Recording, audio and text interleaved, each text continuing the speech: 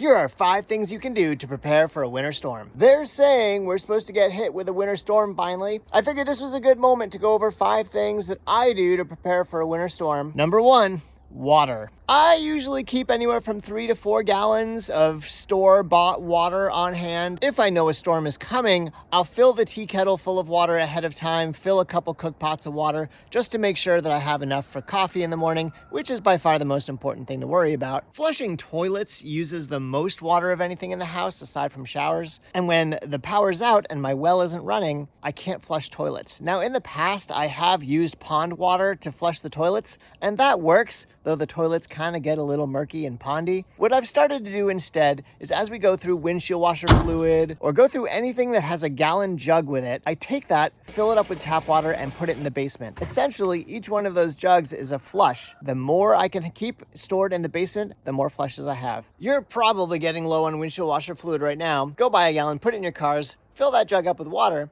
and put it in your basement so that you have at least one toilet flush as well. Number 2, food. Right before the pandemic hit, I went and bought a 50-pound bag of flour. My wife thought I was crazy. However, when the store shelves emptied and you couldn't buy bagels or bread, we were baking both at our house. Ever since then, I have made sure to keep extra non-perishable food on hand. It's important to try to organize it so that you take the newest cans and you put them in the back, and then you have the oldest cans at the front so that you're constantly rotating through. This has to become part of your routine. And the way you start is by looking at your shopping list, and anything that's non-perishable that you go through regularly, buy 2 instead of 1. Number 3, light. Most people have some flashlights and batteries and matches and lighters kicking around the house. Do you know where they are? Could you find them in the dark?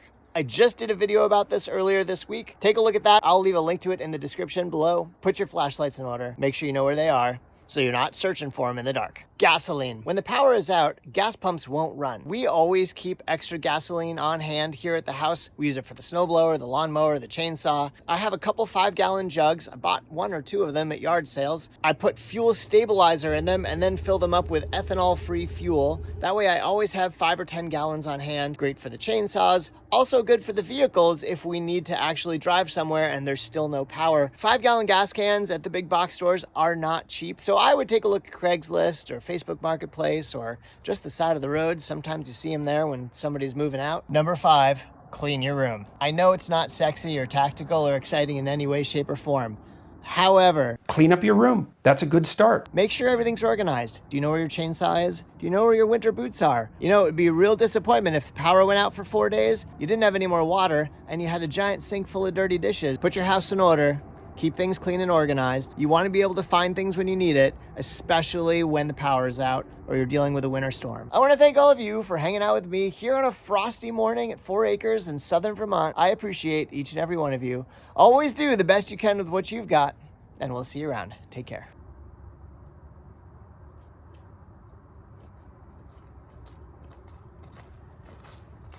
You're still here? Get off the internet. Go clean your room.